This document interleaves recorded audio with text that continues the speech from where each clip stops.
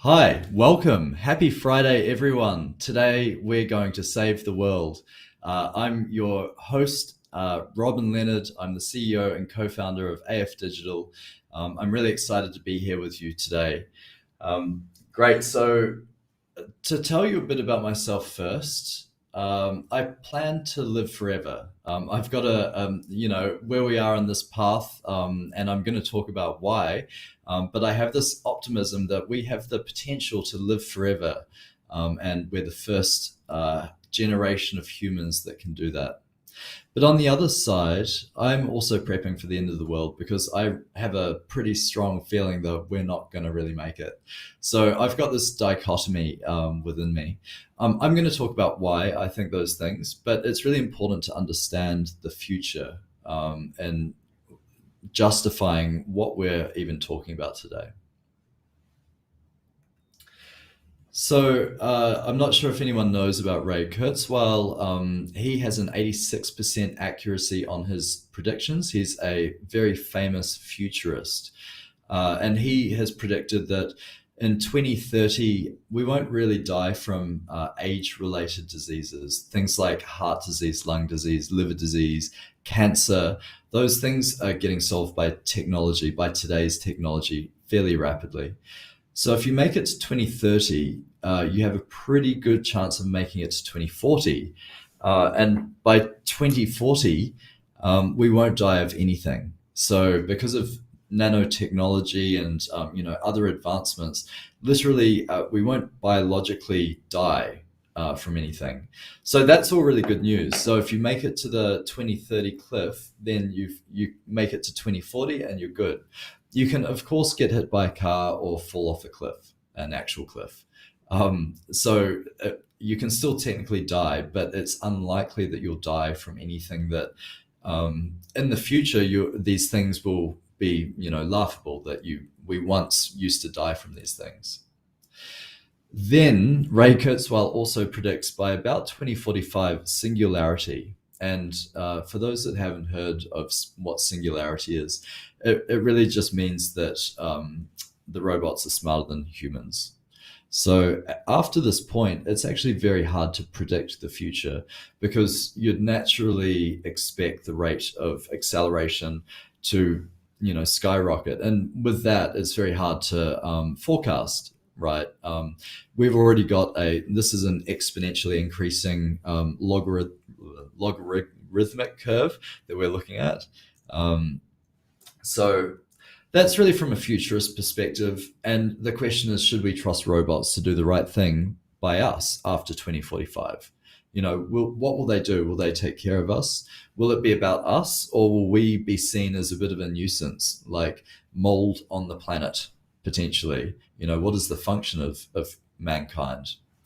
So that's a bit of a scary future, but assuming it's all good, then we could potentially live forever. It's kind of how I like to think about this one. I'm pretty optimistic about robots. Um, I'm less optimistic about us. And there's another very famous prediction. It was done by MIT and KPMG in, I think, 1972. And they predicted by about 2040, in all scenarios, there'll be a massive population decrease. So in this case, it's we're in a really awkward situation where we may not make it to robots being smarter than us. We may actually just ruin our own civilization ourselves. So it's fairly dire, and it's not really a question of should we trust the robots. It's a question of should we trust ourselves, because our under our own kind of control, we're likely to ruin the earth as it stands already. So it's a pretty dramatic situation. Obama famously said, "We're the first generation to feel the effect of climate change and the last generation to do something about it." And I think that's very important. Is this isn't just a thing that's there for a long time. Like, it's really in our generation that we're kind of doing the most amount of damage, and it's potentially irreversible. I stand with Greta. I really, um, there needs to be more people coming out and really speaking about this, because we need urgency. It's not something that we'll get to in our 5-year long-term plan. This actually requires fairly immediate action from all businesses. And so what I'm going to try to do in today's talk is I'm going to cover the basics of corporate sustainability from a environmental sustainability mostly perspective. And it's really just to make people aware. This is me passionately doing it because I really care about this topic. But everyone needs to know about this, and a lot of people are not aware of how this all works, and it's very simple. So to start, we actually have calculated, and when I say we, scientists have calculated how much carbon emissions do we have to spend if we're to stay at a healthy warming amount. And they say a healthy warming amount is about 1.5 degrees. That's a good amount. But because they've done this calculation, we actually know how much time we've got left, and we can see at the current rate we're going, in 24 years, we'll get to a warming degree scenario of 2 degrees, most likely, at the current rate. It's actually statistically just going up, like it's not slowing down. Last year, Overshoot Day, or this year actually, it hit July 28th, which was fairly recent, but that meant that by July 28th, the Earth, or all of our society, had consumed the entire year's available resources that would replenish on its own. So if we just used a lot less, we would actually stay within a sustainable amount of consumption. And that's kind of what this is saying, is we're really overusing the Earth's natural resources, and it's impossible for it to sustain that. Like it's, yeah. So what's the impact? Like what happens if we go past the 2-degree threshold? And it's actually happening right now. It's more frequent extreme weather events. So, and you can see on the left, there's the graph, and it's very much showing statistically that the extreme temperature events are going up and up and up, and they're becoming more dramatic. And it results in bushfires and drought and flooding and extreme weather situations like tornadoes and cyclones. So no one's really escaping it either. And this is what I found. I did a recent talk in Sydney, and I asked everyone to put their hands up if they know somebody that's been displaced by climate change, and half the room put their hand up. Like it was a really dramatic situation. Like it was dramatic feedback, because it's not something that is a third world only problem. It's actually a problem that's affecting us. Like in Lismore, north of Sydney, the country is having to buy the land back from those people. And that's a fortunate situation. But what if it wasn't that situation? You literally lose everything you have. So it's quite a serious impact, and we're going through this right now. So, and what they say, and this is another statistic, is that each degree of global warming may lead to a 50% increase in people displaced. So, which, if you think that's an exponential curve, that's a huge number of people. In 2020, 30 million new internally displaced people. So it's just a lot of people. That's all due to climate change. That's all around the world. But we're fine, right? As long as you and I personally aren't affected, it's totally okay. This is the problem, is that we aren't thinking about this correctly. We aren't thinking about this with enough urgency. So let's talk about us and the people, because it's not really like there's no one person that's going to control it and say, you know, everyone has to think differently. We actually need to be aware ourselves. So we've got, this is maybe the older generation, the boomers, and they're homeowners. This is Jane. She's an investor, a grandparent. She hasn't personally been climate impacted, and she's retired, and she's probably not super aware of what's going on in terms of, you know, climate change. However, Jack, he's Gen X. This is Jane's son. And he's an homeowner, investor, a parent. He's educated. He's nearing retirement. He is being climate impacted. Like, imagine it from Jack's perspective. He's spent his whole life doing the right thing, you know, working really hard, building a strong family unit. He's nearing retirement. He's got money in the bank. He's got a few assets. He wants to pass those assets along to his family, and he wants to travel and retire. But he, now things have moved, and maybe one of his big assets isn't going to be such an asset anymore, and you know, maybe his traveling plans to Europe aren't going to happen anymore. You know, there's all sorts of things like COVID and fires in Europe.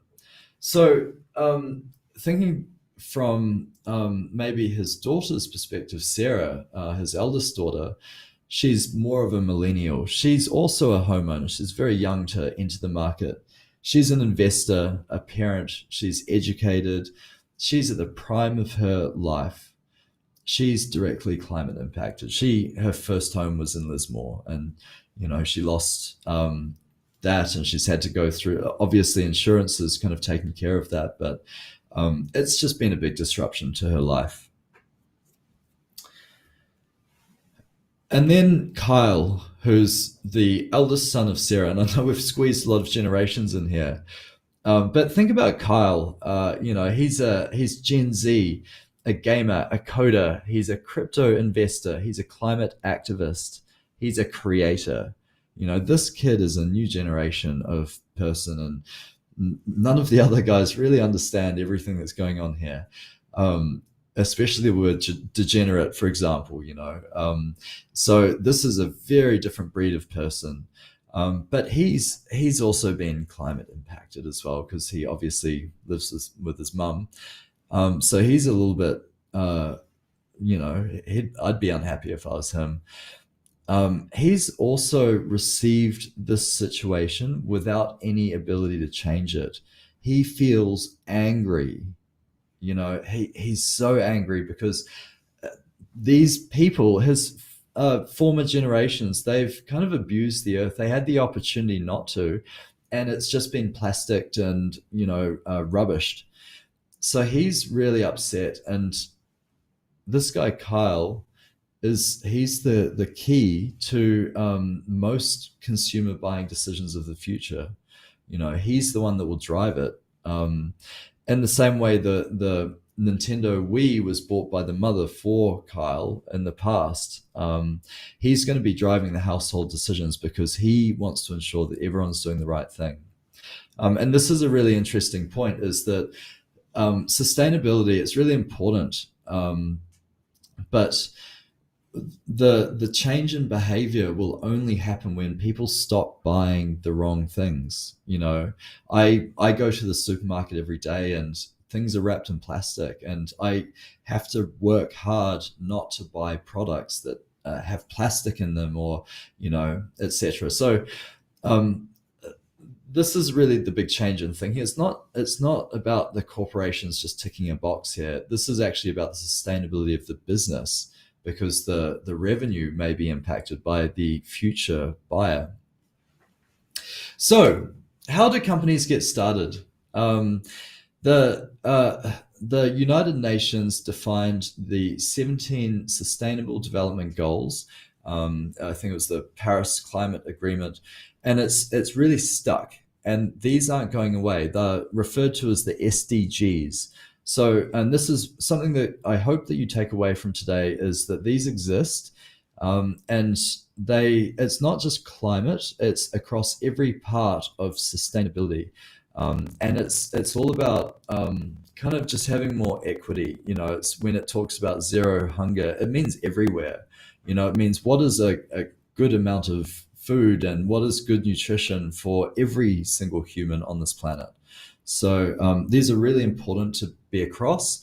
Organizations, they don't have to address everything. It's a lot to do.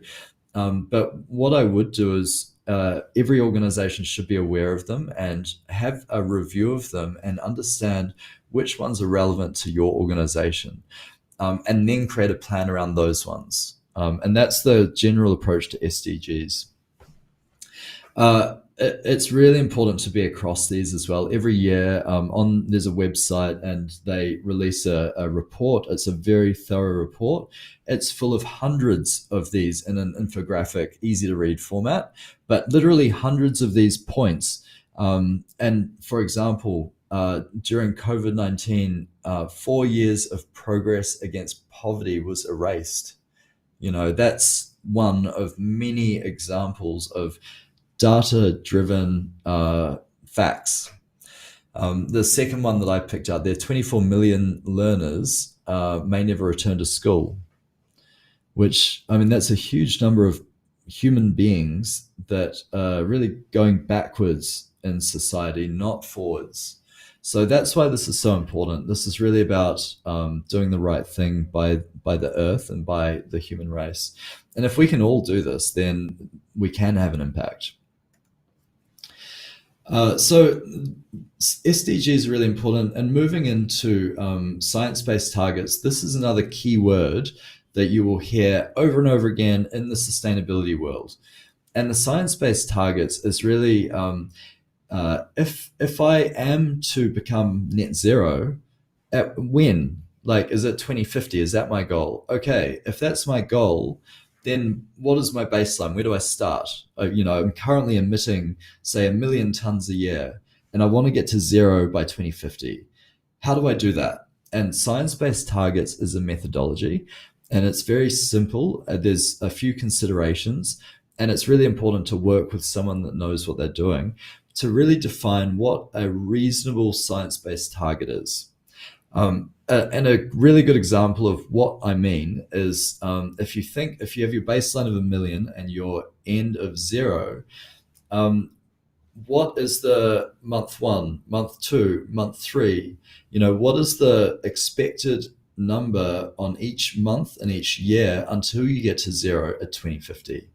And so it's really just a formula of working out a forecast based on considerations.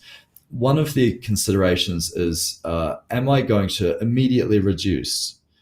No. Well, you can, but technically it's unlikely. It's unrealistic to immediately reduce from 1 million and just have a linear reduction until 2050. That's not that is one approach to science-based target setting, but it's not necessarily the most accurate. A more accurate version would be to increase a little bit and then decrease, because you've got to invest in change. You've got to actually change something, and that will take time before you start getting ROI. And ROI meaning the reduction in carbon emission. So another question that we get asked a lot is, but why? Do I need to pay tax on my carbon emissions? And the answer is it depends. It depends on which country you're operating in and what you're doing and what type of business you are.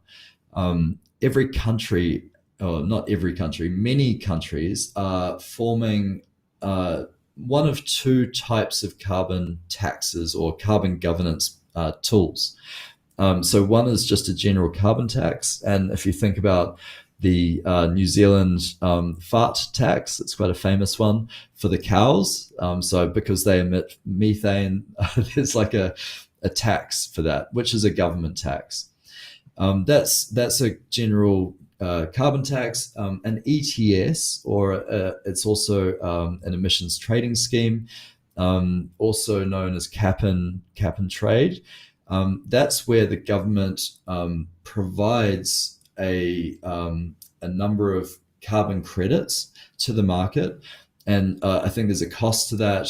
But they have to pay it, But they can also, if they don't use all the carbon credits for their emissions, if they reduce their emissions, then they can actually sell those excess carbon credits on the market. So it actually creates a market.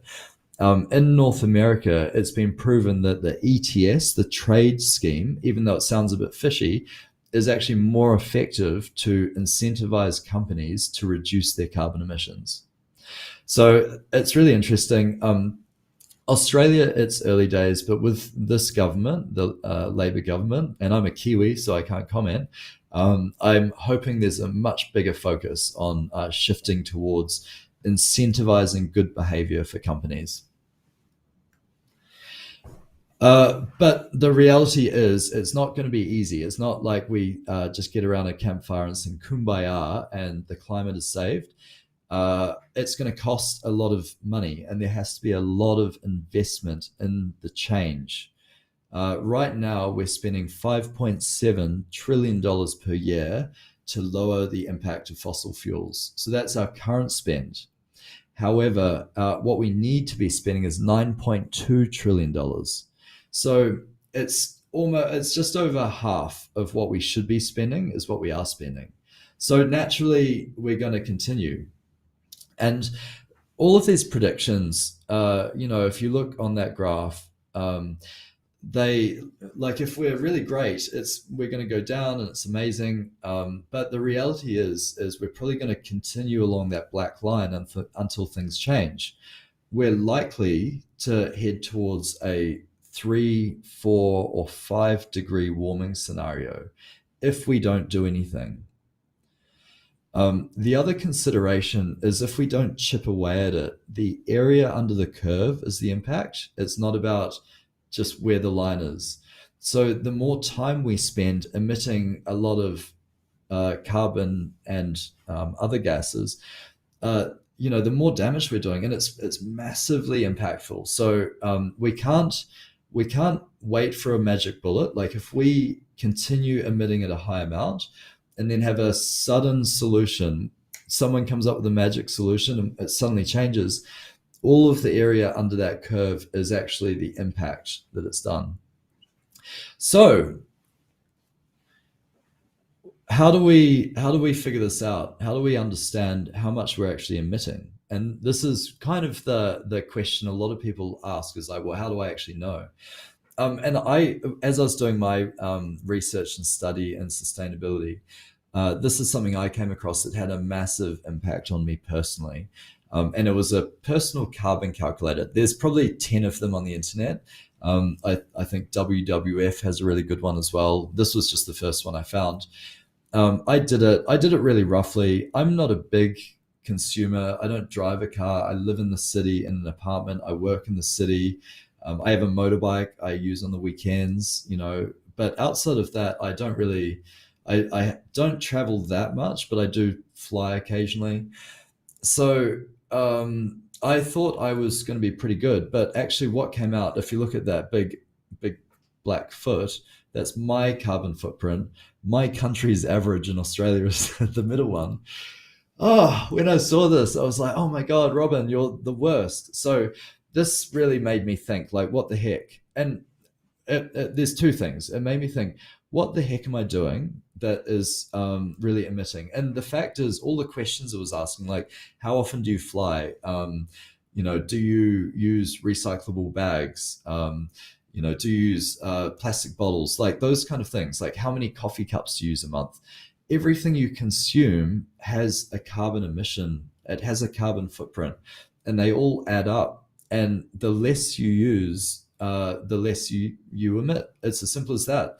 The only answer really as a person to being sustainable is to be a minimalist. It's kind of what I've found. Like you just can't buy stuff. Like everything you buy, it has an impact. So let's talk about exactly how this works. And I really want you to take this away because this is a key thing that I learned about how it all fits together.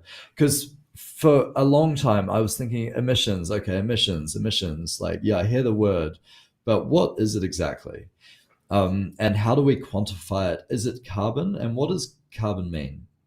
So this this slide talks about the different types of emissions. So, and you'll hear these again, burn these in your brain. There's scope 1, scope 2, and scope 3.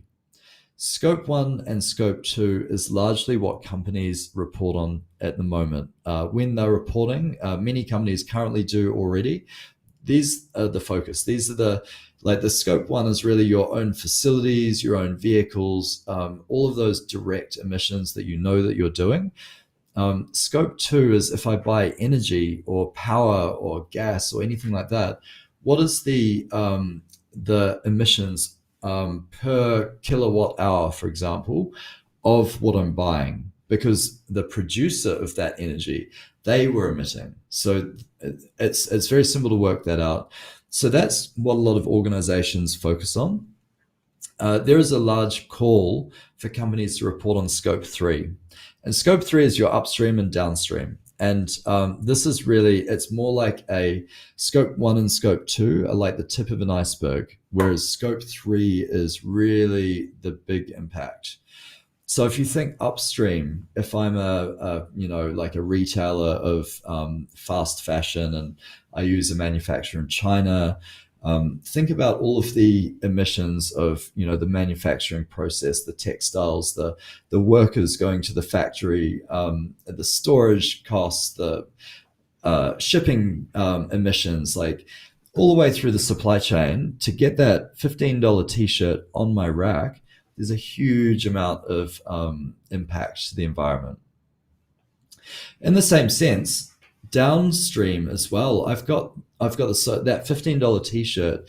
I wear it as a customer and I wear it for a year and then I throw it away, and then it kind of like it then gets put in the garbage, or it gets reused or sent overseas, landfill, it's in the ocean.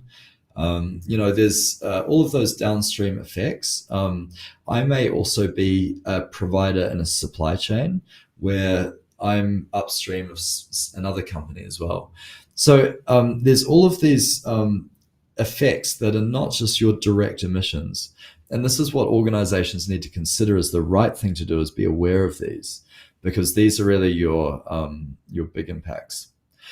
So you calculate all of those emissions across all of your supply chain, and then you normalize it. And the emissions aren't always CO2, like carbon. Sometimes it's PFCs, N2O, HFCs. You would have heard of these things. There are actually different types of emissions depending on what you're doing. And there's a global potential warming ratio, which is, scientists have figured out a ratio of which gas is more harmful. So they've normalized it in this table, and that's what we're doing, is we're saying, even though we've tracked a nitrogen emission, we're going to normalize that into a CO2 equivalence. So this is the thing, is the CO2e is actually an equivalence. It's a normalized based on carbon being the kind of the number one. All of the rest have different weights, like nitrogen, I think, is 25 or X or something like that. And that allows you to normalize it. So you have one measure, which means that you can then baseline, or you can then kind of compare apples to apples. So even though to create that cotton t-shirt, I had some nitrogen, some PFCs, like all of these different gases emitted throughout my supply chain. I've been able to normalize that. Now I can see that it takes 1 ton of carbon equivalents to create 192 t-shirts. But I can also put the same thing against an aeroplane and say it's a one-way trip from Paris to New York. Can you imagine that? One flight is the same as 192 t-shirts for emissions. I don't know what's worse, to be honest. Like, it's like something, I'd take a flight in a second. But then I think through the life cycle of that t-shirt, traveling around the world, it's quite mind-blowing. So how, as a company or an organization, how does a sustainability program look like? So I'm going to really explain it, and this is it's going to hopefully be very simple to understand after this. So I see it as really two major stages. There's the sustainability setup and there's a sustainability program. So the sustainability setup is something every organization has to do if you haven't already done it. It's just starting the path to sustainability. Not every company starts on in the same order, but this is a general approach that we're recommending. So the first step is to set up a green team. And Salesforce do a really great job at this. 1 in 5 employees globally have signed up to be on the green team, which is really about awareness. It's kind of a subscriber list of people that have put their hands up saying, I care, how can I get involved? And it's the ability for the company to drive the change through awareness, engage those employees, and really get them on board with the change. Because it is largely about how the employees behave also. It's not just about the company's direct emissions. That's the first step, is just to get some engagement internally. The second step is to find low-hanging fruit. And these are quick win projects that will allow you to get some ROI, some financial ROI that you can take to the board and get more investment. So some really easy examples, and these are commonly the first approaches. LED light bulbs. If you can replace your old normal light bulbs with LED, they take a lot less energy to consume the same wattage or the same kind of light. Solar panels are another one, where you can just put them on the roof of your buildings. There's an initial investment and then there's a payback period. And there are very standard calculation tools you can use to figure this out. LED light bulbs and solar panels are easily guaranteed to always have a financial benefit, and it's within a year or less, depending, obviously it depends situation by situation. Another one is single-use plastic, and this is if you already have a lot of plastic in whatever you do. So it could be that you have plastic water bottles in your fridge for employees, and instead of doing that, you provide your employees with a flask whenever they need it, and then you have a dispenser and you track how much you dispense. So, and over time, that should be cheaper than having plastic water bottles and always buying those. So those are the low-hanging fruit. And moving on, the next step is the baseline carbon reporting. So this is really where you look into what is it today that I spend per year? So how many how much carbon equivalents does my organization emit at the moment? And this is a process of going through all of your scope 1, scope 2, scope 3. And there's a format and a template. It's been standardized. This isn't new, so you don't have to reinvent the wheel.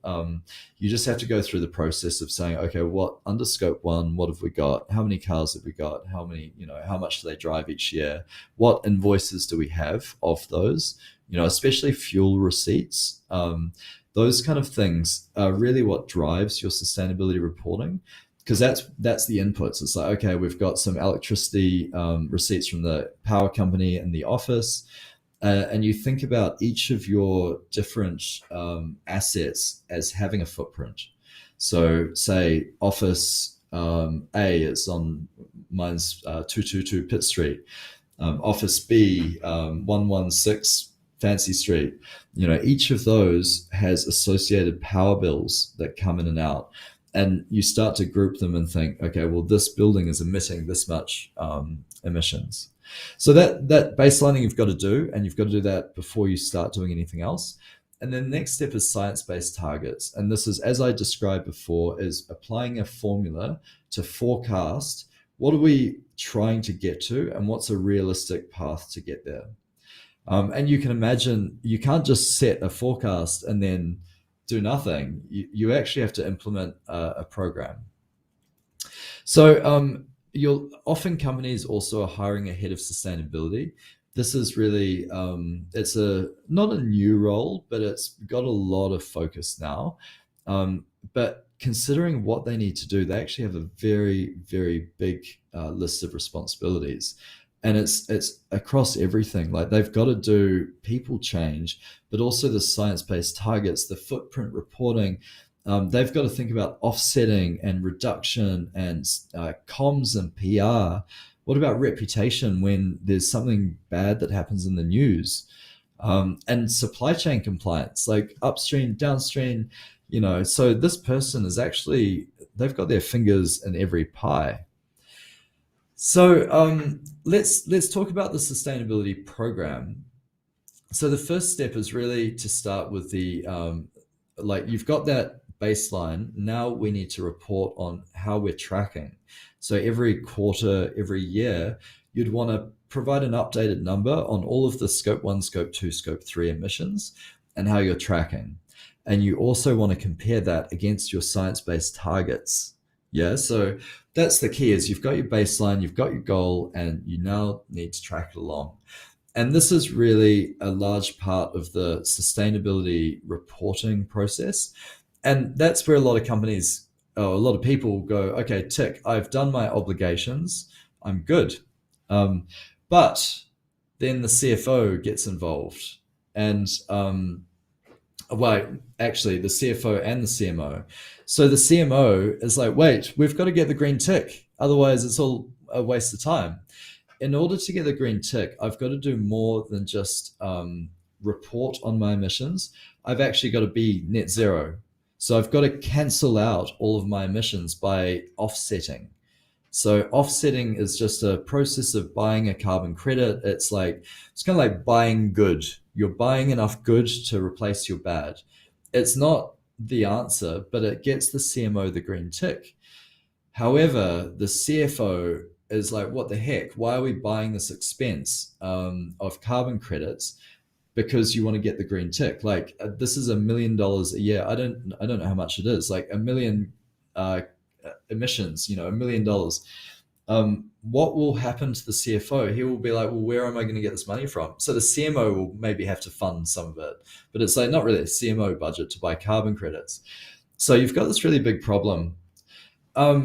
And the answer, and this is the final piece of the puzzle, is the answer is actually the reduction program. So we've kind of gone on this big swing and circle. We've figured it out how bad is our impact. We're now doing the right thing in reporting. To get the green tick for the CMO so she can go to market, we've got to do the offsetting program. We've got to pay our way out of climate misery. And the final piece is really that carbon reduction. So how do I actually reduce my emissions so that I am not paying so much in carbon credits? So that's really the key. And what does a carbon reduction program look like? It's going back to number 2. It's back to basics. It's back to your low-hanging fruit. What's next? What else is there? What else can we do to reduce the company's footprint? And this is what I get really excited about, because this is really where technology comes in. This is around business automation. This is around business efficiency. It's around delivering more value, with this technology. So I know that's a lot to take in. For carbon offsetting, to get the green tick, there are some great options. There's some terrible options as well. There is a Wild West marketplace in the moment globally. So you have to be very careful. However, there are some great options. My Greener Planet is one of our partners. They were introduced by the New South Wales government to us. So they've been very officially approved, and they've got a really great kind of method set up where they have solar farms, and you buy into a 35-year equity stake of the solar farm, and you can increase and reduce that, and that allows you to then offset your own emissions. So it's really, and it has year-on-year returns. So it's actually a much better thing than buying an expense and just a throwaway. So these guys are really great. I recommend reaching out to them and tell them I referred you, please. Salesforce also has Net Zero Cloud, and this is really great technology. It's great for all Salesforce customers because you can just add it on, But if you're not a Salesforce customer, you can also use it just for this purpose. So it's really a standalone package, but it sits on the Salesforce platform. And very simply, it does the reporting. So you input everything into it, either manually or you input invoices into it. You can import data into it, or you can connect it with your core systems. So you can actually connect it with APIs or MuleSoft, for example. And that will directly bring the data in to automate your reporting process. And Salesforce being magic as it is, you can drive business process. So if, say, emissions are higher than usual, you can actually drive automated action out of that. But it's also just for the audit process, really. So as you go through the reporting process, somebody needs to check it. In larger companies, EY or KPMG will come in and do a proper audit on your sustainability reporting. And this can support that process. It also allows you to manage it visually with really great dashboards, but you also tick the ESG reporting box as well with it really aligns with the global standards. So we're really coming to the end. I'd like to ask you, what is your organization doing to address sustainability, and ask internally. But also, what are you doing personally to address sustainability? What actions are you taking in your life to be aware of your consumption, to reduce things that you buy that you know have emissions associated, and live that minimal life? Thank you. If you like this video, please like it and subscribe. We're doing live streaming all the time on all sorts of exciting topics. I will be continuing to talk about sustainability until I lose my voice, because it just needs to be talked about and action needs to be taken. Thank you.